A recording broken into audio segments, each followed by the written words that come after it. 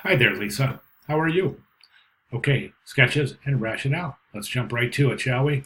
Rationale's done very well. Good job. I think that this is really important. I think as a studio head, I want to tell you as a student that I look for this. I just got done explaining this to the student right before you, Stephen, and I just want to reiterate because you've done such a good job expressing yourself and communicating your intent here, and it's really important. Keep it up. Keep it. This is fantastic. In your professional career, you're going to be asked to be able to express your ideas, both written, spoken, and of course visually.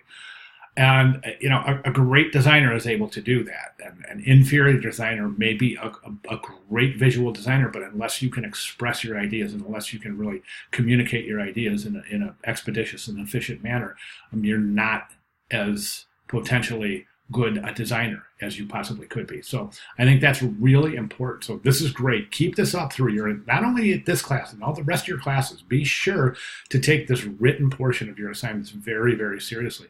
It cultivates a great skill. And for one, I am looking for that skill when I hire designers or interns. I'm looking for the ability to communicate ideas verbally, written as well as in design. So great job. Let's jump over to your design work here. Now, the one thing I would like to say, I'll admit, I would like to see the words that these are expressing. Remember the words from your word list.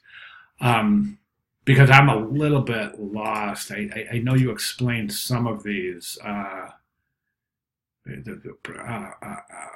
two letters is progressive, symbolic.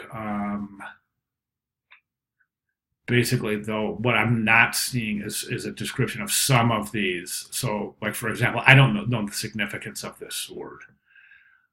So it just maybe just a little bit. Actually, the sword can't be used anyways. I'll get into that in a second, and I'll give you a good reasoning why. But just remember to label these as to the word that you have chosen to depict while sketching these.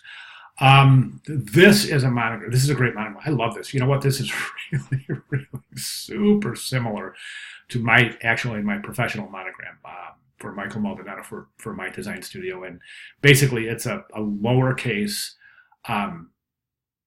Gill Sans M. I've got two versions. One's an uppercase, one's a lowercase, and it's just a Gill Sans M with a circle around it.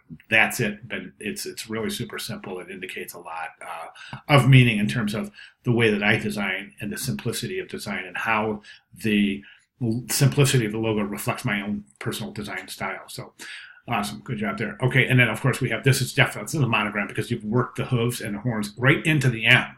Okay, this isn't a monogram, however, because you've included a design element. Now, follow me on this because there's some minute differences, but they're really, really important to understand.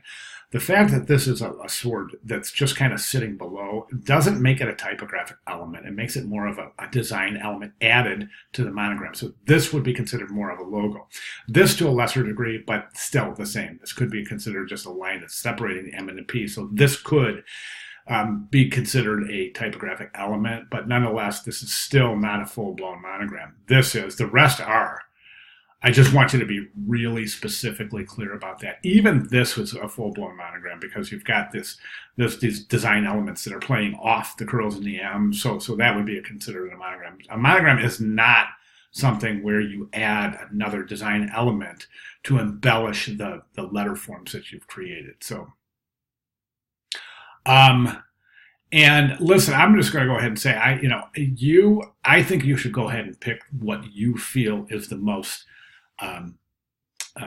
effective example moving forward. And again, the reason I say this is because, you've been working on your logo, you've been working on your word mark, you've been working on your monogram, and you're at the end ultimately responsible for a nice, cohesive, harmonious set.